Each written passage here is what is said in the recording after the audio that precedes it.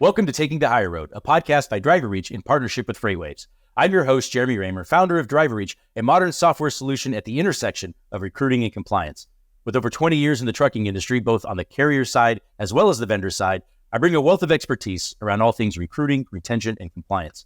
On this show, I interview industry experts and thought leaders who bring their insights to the driver lifecycle as we discuss the industry's greatest challenges, from recruitment and retention to the realm of regulatory compliance. Your positive feedback always keeps us motivated. Don't forget to rate and review Taking the Higher Road, whatever platform you use to listen. This week, I'm excited to be joined by a great industry friend, Michael Precia, the CEO and president of fleet safety and risk management system, Fleetworthy Solutions. So glad to have you on the show, Michael. Thanks for having me. So you've got over 25 years of experience in the industry. Fleetworthy Solutions is one of DriverReach's trusted partners. I'm excited to have you share your background with the audience, how you got into the industry, why you decided to stick around. And I'd like to learn more about Fleetworthy and how the company has evolved over the years. Yeah, we'll also answer a question from a listener during our deeper dive segment. Does that all work? Sounds like a plan. Awesome. All right. Well, as is the custom, before we dive in, I'm curious if you have any book recommendations for the audience. Anything recent you've read that was impactful to you? So, Jeremy, you know me well. I'm kind of a simpleton. So, we often hand books out inside the organization. And if you come into Fleetworthy, you'll see a book by Dr. Seuss all over the office, all the places you'll go. It was a gift that was given to me by at the time, my sensei in martial arts when I graduated from college. And, at first glance, it looked like a children's book. But as I've, gone through life, it really hits home in regards to the things that you go through in life and the things you have to focus on to be successful. So easy read, but, I give it away as a gift all the time and, highly recommend that people read it. I read it every day. So your point is you teach them young, right? These are concepts, in that book and probably a lot of other books that our children read that, we need to take a look at and go, oh my God, this is so foundational, so fundamental, and it applies to life in general. We didn't even realize we were teaching them. Exactly. And as busy as we are, I try to give people quick reads, things that make you smile, make you sit back and go, I knew that inside myself that this is the way you should handle tough situations. So some people think it's corny, but great book. Highly recommend it. It just reminded me before we move on, I'll add, there's a quote that I'm sort of pondering recently that I think really is important to me and relating to children. And that is, it's easier to raise strong children than to fix a broken man. Yep. And I really like that because I think that's the whole point of that, right? It's that the foundational, it's foundational to get them, give them good education and teach them young, and then they become like us, hopefully. Exactly. Absolutely. So take us back, if you would, to the beginning of your career, 25 plus years ago when you got into the industry. How did that come about? Yeah. So, I don't have as much transportation, experience as you do. I joined Fleetworthy about 7 years ago. Actually, my anniversary was a few weeks ago, but I spent, many, many years in supply chain, software, both, behind the firewall software and, software as a service, and had a lot of transportation clients, both for hire and in private fleets. And on my last journey professionally, I was looking for an opportunity to find a company headquartered in Wisconsin. I'd worked for companies headquartered all over the U.S. and the globe. And I was interested in finding, an opportunity to help a company here in my backyard. And I came across ITS Compliance, formerly ITS Compliance. We did a brand change and changed to Fleetworthy Solutions. But, I just felt that transportation, as an industry is one of those last foundating type industries in the U.S., and gives every person the ability to start their own business, be part of the U.S. supply chain. And I was excited to join Fleetworthy and try to morph the company iteratively, to scale it the way we thought we could. Well, I think we both acknowledge that trucking, first of all, it's an amazing industry, great industry, build great relationships with people. It's very, as big as it is, it's also very tight and close. And we'll kind of touch on that in a little bit, but it's also deficient in the adoption of technology in certain aspects of it. And we're talking specifically here around recruiting, compliance, and so on. And I think you recognize that as well. That probably, was a motivator for you to get into the space. The interesting thing to me as I started, visiting, carriers of all sizes, and you know what I'm referring to when you walk into these carriers headquarters, and a lot of them have the timeline, that it started with one truck, maybe a farmer that was moving something and bought a truck and asked friends, can I haul things from you? And one truck turns to 5 trucks, turn to 15 trucks. And very interesting to see kind of these stories of, the American dream of starting really small and growing. And, at some point in the industry, it kind of flipped. So you look at a truck and the technology and how fast the technology is moving. And then you go back to these same carriers at their headquarters, and they're way behind from a technology perspective, spreadsheets, green screen, older systems. And it's how do we help the carrier keep up with the speed of which technology is changing in the cab so that they can maintain compliance and all the regulatory pressure, as efficiently as we're seeing the changes in the trucks themselves. And that's really where Fleetworthy, sits. It's, how can we help you, keep up with the ever-changing regulatory landscape, injecting technology and a staff that can be an extension of your compliance team to keep up with all the changing rules and regulations. Well, you mentioned regulatory pressure, and it seems to be increasing over the years. And we, certainly in scope of, I was on ATRI's Research Advisory Committee for a couple of years, and during that period of time is when we launched in 2020, when we launched the nuclear verdicts and settlement report that they come out. And I know that you know that report probably really, really well, because it shows on, you see one of the slides, it shows the trajectory of around 2017, the exponential leap in nuclear verdicts and settlements. And it's obviously we've got bullseye on our side of our trailer or on our back, or wherever you want to say, as an industry. And so it's so important. I mean, and so I think we both know that. But Fleetworthy Solutions, you actually quote, take your fleet past the point of bare minimum to go beyond compliant. Maybe you can elaborate on how you make that happen and how you're helping companies, really avert that significant risk that they're really under fire right now. Yeah, that the industry is highly regulated. That's a given. And we tell our customers, if you're just doing the minimum, if you're just getting by, right, or you're just being reactive to, if the FMCSA knocks on the door and you scramble to try to prepare for an audit, you're only one incident away from those nuclear verdicts that you're talking about. So we're trying to help with not only technology, but your optimization team that becomes an extension of a safety department. Is let's make sure we put rigor around how we approach compliance. And we want to build this moat around our customers that, when an accident occurs, it's just that, it's an accident. It's not negligence. It's not because we don't care.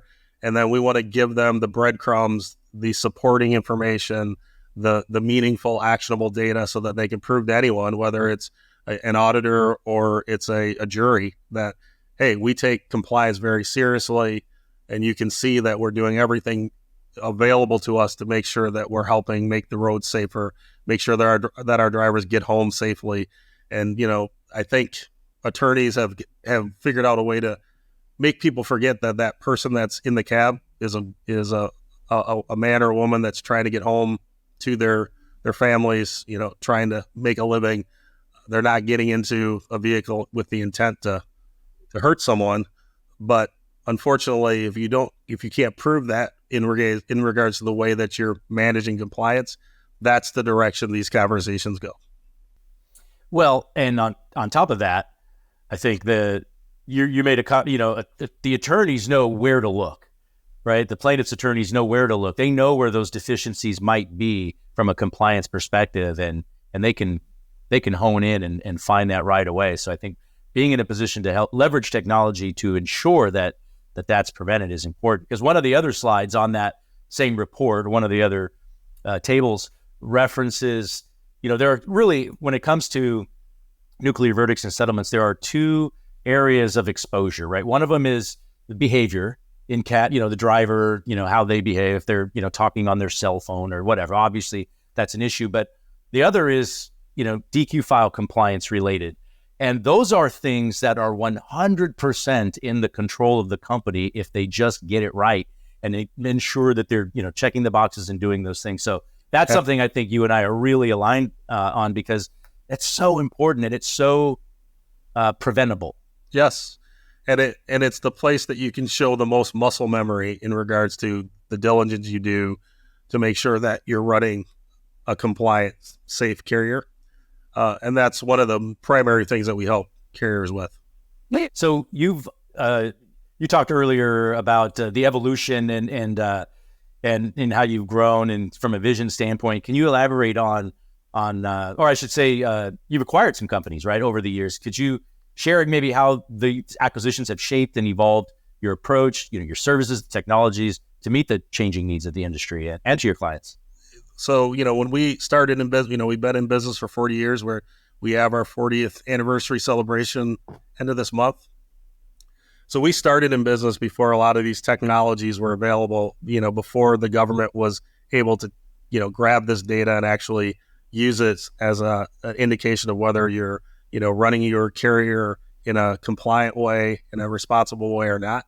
So over the years, because we started when it was kind of being deregulated and owner operators were starting to compete with larger fleets.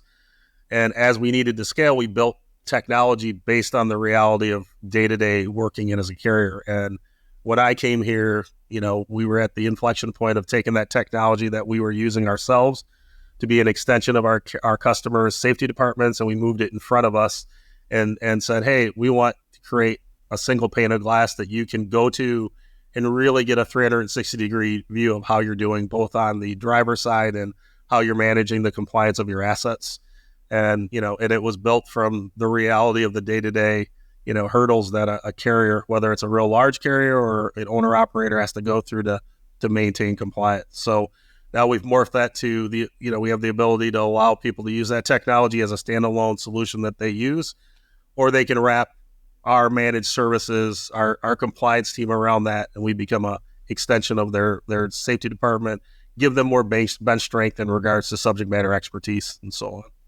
Well, some companies, this is sadly, in some cases, companies, you can provide the technology, sort of how you're the reference to leading a horse to water.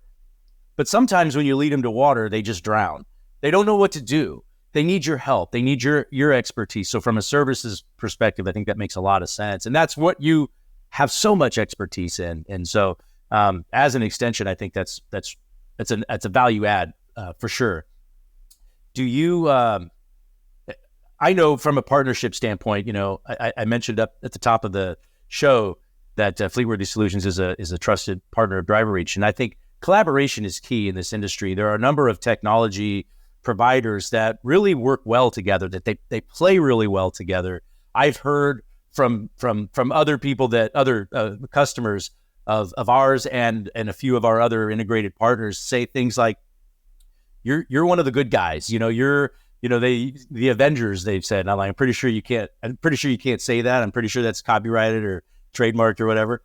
But we acknowledge that collaboration is key. And I just, if you could share maybe, how does Fleetworthy Solutions collaborate with other industry players like DriverReach to enhance the overall experience for your customers and address their specific needs? Yeah, so we know what we want to be best in the world at, and that's really, as I said, helping carriers make sure that they go beyond the minimum steps of compliance and make sure that they're safe from a compliance perspective. And then we look at best of breed, next door vendors like DriverReach that do things that feed the our compliance engine, but it's not something we want to go really into, right? So, while you're zeroing in on the importance of driver recruiting and the fact that driver turnover is a huge issue in the industry, we're saying, and once you do that, we want to make sure we bring that driver on, they drive safely, they have a long career with you as a carrier, you keep your good drivers, and then you have a fortified process both technologically and service, so that you don't have to worry about not passing an audit or a nuclear verdict, negatively impacting your business. So we prefer, having a band of brothers from a partnership perspective when we go into our customers. And over the years, they've trusted us if we bring a vendor into their four walls with us, they know, okay, Fleetworthy has vetted, this vendor, and they're on a mission to do what Fleetworthy is, which is to take us beyond just the minimum. Mm-hmm. Yeah, that's well said. And Band of Brothers, I like that. That's another one. Pretty sure that's also copyrighted or trademark. But I think the importance there is what we're kind of talking about is really being the best in class in your area of expertise, and then partnering and working closely with others who also work and operate around that driver life cycle, and being committed to the industry, as I also said at the top. The relationships that you build and the network that you have. We all know people do business with people they know and trust. And so you and I see at events all the time throughout the year, you and your team, you always have a presence. How important would you say, those events are, and how important do you think it is in this industry to establish trust through building relationships? I think it's hugely important. We always talk about that, the difference of this industry is there's a high percentage of science, we know when the driver license expires and things, but as you know, there's a lot of art, right? So, the concept of driver recruiting sounds easy, right? But when you sprinkle on regulatory rules and all the things, there's this art of how do you interact with that human being that's trying to move on or bring on a new job. The science of it's easy. It's the art that people don't understand that makes this complicated. So I'm always looking for partners that when I say that, they get it, so, it's the understanding of that and finding vendors that know that it's not easy. It's not an easy task. It causes real easy conversations when things are great, but it causes hard conversations when, you're pointing out you've got a risk here. And, as your vendor who's trying to take you to that point of, you have a motor on you, we got to have these hard discussions about things that you're not doing, per the regs, and things that are, causing risk, right? And sometimes that's not convenient. Sometimes it adds time. Sometimes it adds a little pain. But ultimately, when you get discipline, the fruits of the labor is, a safe haven for your drivers, your assets, and protecting your brand. Well, now, looking forward, again, you've acquired companies over the years. Are there any emerging technologies or trends that you believe will significantly impact the industry? And if so, any thoughts on how Fleetworthy might be preparing to adapt or leverage these advancements? I know you just had a private equity meeting, just stuff like that. So I don't know if there's any. I don't know if you can say anything, but if there's anything that you're seeing that's emerging that you think you're wanting to channel some energy towards. So I think we recognize that jurisdiction after jurisdiction is starting to lean towards accepting electronic credentials and moving away from paper and all those things. And we feel that in order to do that, you do have to have some sort of, single version of the truth or a single pane of glass where all this data resides, so that you can leverage the nimbleness that's being created by this morphing of, hey, we're moving from a paper-based, country to electronic and so on. So, we are, I think, positioned really well to morph as the industry does and as the governmental agencies change. So we think that's important. We're keeping an eye on electric vehicles. How does that trickle down to changes in IFTA, fuel tax? The states are going to have to monetize it some way. And if fossil fuel is going away and electric is coming in, how is that going to change everything, right? So we're just trying to be kind of in that vortex of all the things that are happening and being ahead of it, leveraging technology we can, but never losing track of the human aspect of this industry. So I think we're positioned well to be able to respond to the changes. Well, you mentioned adapting, out of the paper-based, kind of. I had to get a notary. I had to get something notarized the other day, and I thought, why do we still need to do this? They must have some lobbying group on the Hill, Capitol Hill, who keeps them in business, because the concept of that is just mind numbing to me, that I've got to go way out of my way. I got to pay a fee to have somebody. I mean, come on, we do electronic signatures all the time for pretty big things. This was insignificant, yet it required a notary. So it's funny you mentioned that. We actually are testing different ways to handle that whole notary process, right? And in different pockets of different industries, you're starting to see people like, do things electronically, video-wise for notarizing. And that's always things that we have to be aware of because, on the asset side and even on the driver side, the last mile of dependency are DMVs, that are kind of lagging from a technology perspective. But we want to be ready when they can start kind of moving to modern business. Yes, exactly. Last question, and this is our deeper dive question where we answer a question from one of our listeners. The question is, it's getting challenging for smaller and medium-sized fleets out there. What are some competitive ways we can remain in business and lean into these challenging times? What are your thoughts there? Yeah, so for us, you remember we cut our teeth in the beginning of our, evolution as a company, working with owner-operators, helping them, how do you scale to do all these things that now that you are a carrier, you have authority, how are you going to take, care of all the different things that you can and operate your business? Because a lot of times they're actually driving the trucks themselves.